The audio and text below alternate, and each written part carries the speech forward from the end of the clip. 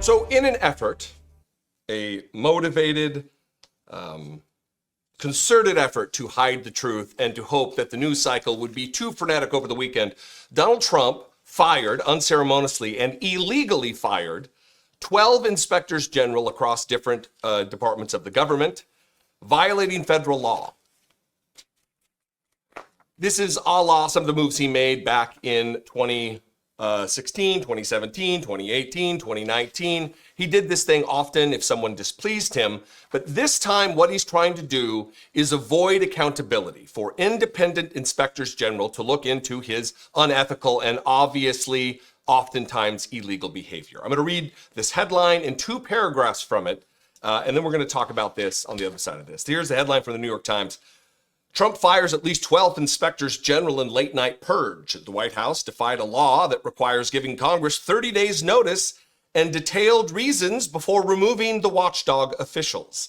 Trump fired at least 12 inspectors general late on Friday night, 3 people with knowledge of the matter said, capping a week of dramatic shakeups of the federal government with a purge of independent watchdog officials created by Congress to root out abuse and illegality within federal agencies. Final paragraph.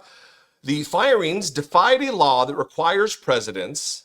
The firings defied a law, in other words, broke federal law that requires presidents to give 30 days notice to Congress before removing any inspector general, along with reasons for the firing. Just 2 years ago, Congress strengthened that provision, by requiring the notice to include a, quote, substantive rationale, including detailed and case-specific reasons for the removal. I have 2 clips I'm going to play, but before we get to that, joining me now is Boston Brian, the host of Blunt Politics, right here on YouTube. Boston Brian, sir, brother. Thanks for joining me. It's great to be able to speak to you again, Jesse. It's a privilege and a pleasure. Before we get to all of this nastiness and illegality on the part of Donald Trump, I want to say, going forward into this new administration, I have made a point that I believe progressive commentators, people in our space on YouTube, need to collaborate more. We need to bond together to amplify our voices. And part of that, on my part, is to elevate smaller creators. It's strange to call somebody a smaller creator when I'm fumbling with my earpiece here. You could just see how professional and elevated I am with almost 1 million subscribers. I was not long ago in your very shoes. Just a matter of years ago, and not many years ago, was exactly where you are. And I want to do a solid to smaller creators who are struggling and doing the hard work and oftentimes reaching the most passionate audience in lifting them up. So I want to say to my audience right now, Brian is right on the verge of 10,000 subscribers, and you could put him over the edge right now. Go to his channel that'll be linked in the description and in the pinned comment, and give somebody who's doing very hard work on top of a full-time job. This is not what he does full-time. And subscribes to his channel. So after all of that preamble, Brian, I want to share with you the juxtaposition of the administration so far. And that is Kristen Welker on Meet the Press, who oftentimes does a terrible job, asking the same question in the same show of 2 different senators. The first we're going to go to is Lindsey Graham, who, in the middle of answering the question, admits, yes, technically Donald Trump broke the law, and I guess we'll go from there. Here's the clip. But very quickly, the law says he's supposed to give you 30 days notice. He didn't do that. Do you think he violated the law? Well, technically, yeah, but he has the authority to do it. So I'm not, losing a whole lot of sleep that he wants to change the personnel out. I just want to make sure that he gets off to a good start. I think he has. I'm very supportive of what he wants to do in America. He just wants to make sure he's off on the right foot and makes good moves for America. What's your reaction, Brian? Well, I'm glad that, him doing well to Lindsey Graham is breaking laws blatantly. And, I spoke about it on my show today. The laws in this country are only as good as your ability to enforce them, right? So if you have no way to enforce these laws upon these politicians or the highest ranking people in our government, then we really have no laws. I mean, they're just words on a piece of paper at that point. So, I mean, welcome to Project 2025, I guess. I mean, this is just Donald Trump dipping his toe in the water. It's kind of funny that some of these people, as I read in the article, are actually Trump-appointed people from his last administration. So I guess he doesn't know the best people, really. Yeah.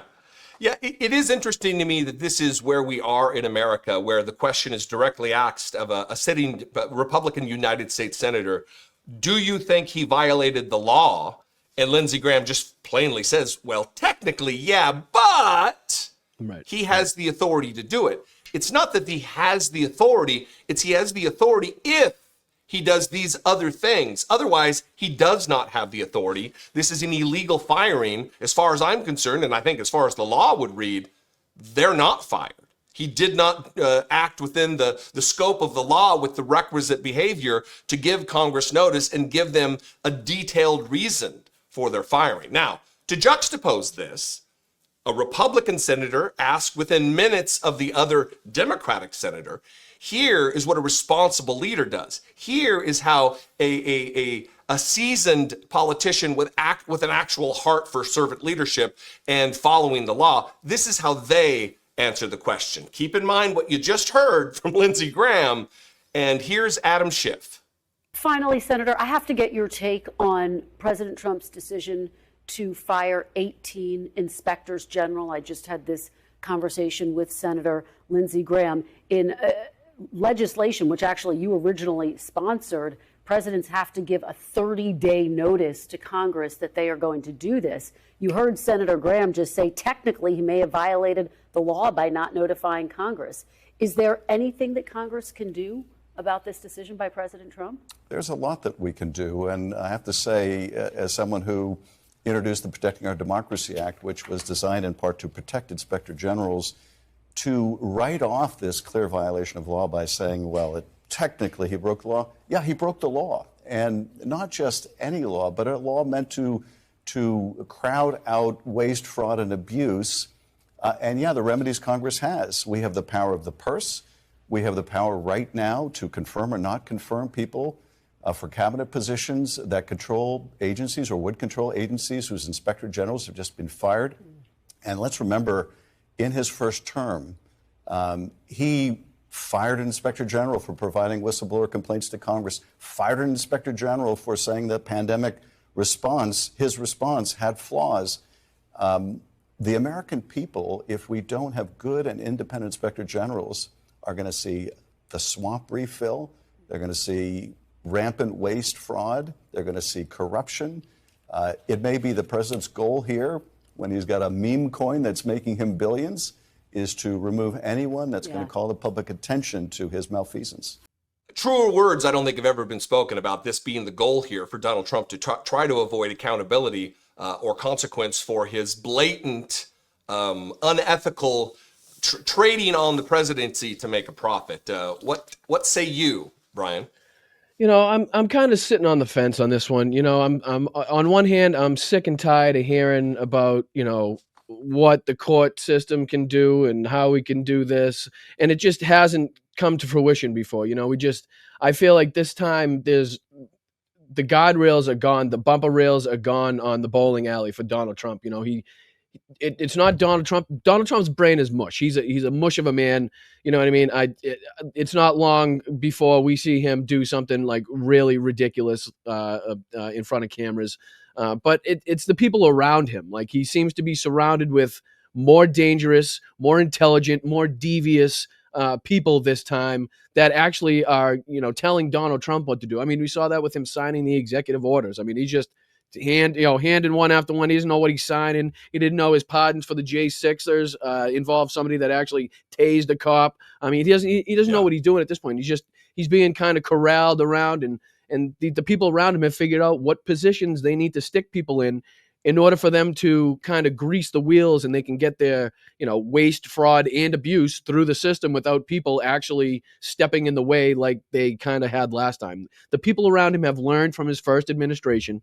and they're now putting that into taking that knowledge and putting that into play right now and saying, okay, if we put people in the right place. I mean, look at, I've never I haven't been covering politics all that long, but in my life, I can't think of, and looking back in history, can't think of an administration filled with such corrupt, degenerate, ignorant, incompetent people in my life, leading some of the top positions in the world, some of the most important positions on the face of the planet.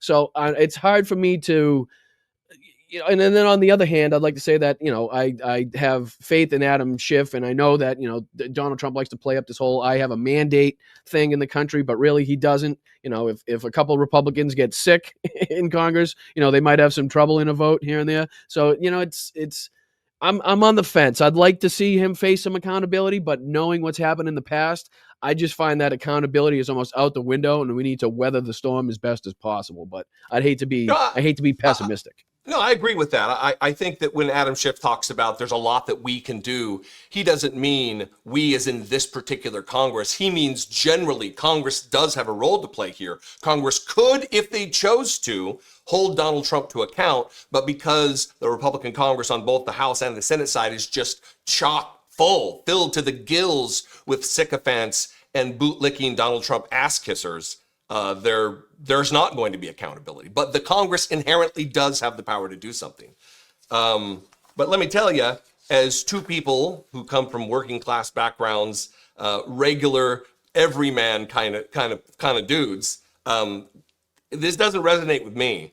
Hearing a Republican congressman say, "Yeah, he broke the law," but I think it's going to eventually begin to wear on those who voted for Donald Trump. You think? You know what? I would like to think so.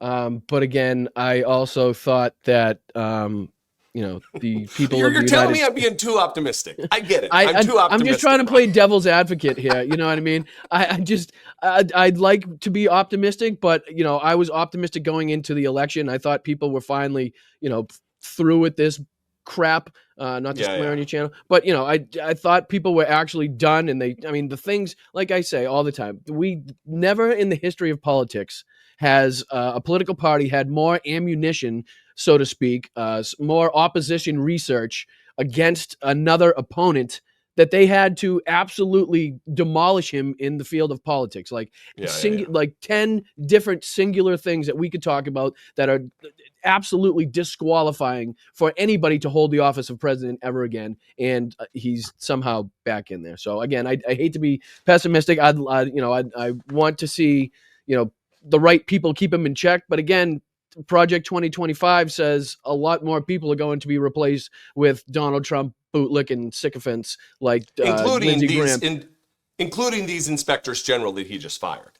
Again, waste, fraud, and abuse kind of describes Donald Trump to a T. And it was nice to see Lindsey Graham crawl out of Donald Trump's behind long enough to kiss his boots and then crawl back in. But he basically came out to say that, yes, he broke the law, but I don't care because he's got all-knowing power from the Supreme Court. I guess. I don't know.